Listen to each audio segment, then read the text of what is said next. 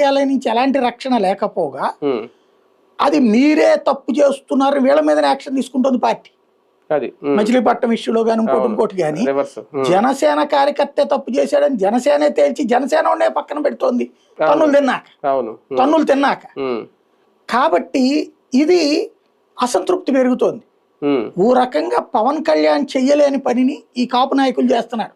వాళ్ళని వెళ్ళి పరామర్శించడం, అది వాళ్ళకి లీగల్ గా అండగా ఉండటం, ఉమ్, వాళ్ళకి 10 మంది పోగవటం. ఉమ్, ఇది పవన్ చేయాల్సిన పని వాళ్ళు చేస్తున్నారు. అవును ఉమ్, వాళ్ళు కాపని కాదు, అక్కడ ఉమ్, జనసేన ఉమ్, కార్యకర్త అది, అతను. అవును అంతే కాపు కూడా అయ్యాడు కాబట్టి కాపు నాయకులు వెళ్తున్నారు. అంతే అవును వదిలే, నువ్వు ఎందుకు వాళ్ళ గురించి మాట్లాడతావు, ఉమ్, ఉమ్, ఎందుకు వాళ్ళని కెలుకుతావు? ఉమ్, అవును వాళ్ళు ఎప్పుడు మాట్లాడారు?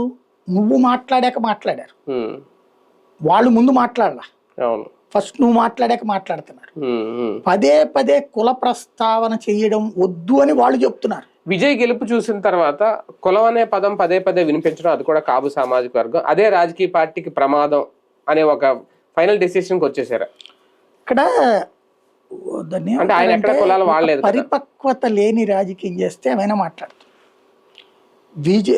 తమిళనాడులో ఏ కులాలు లేవు, ఉమ్, 29 పార్టీల కూటమి డిఎంకే, ఉమ్, 18 పార్టీలు, 15, 18 అన్ని కుల పార్టీలే.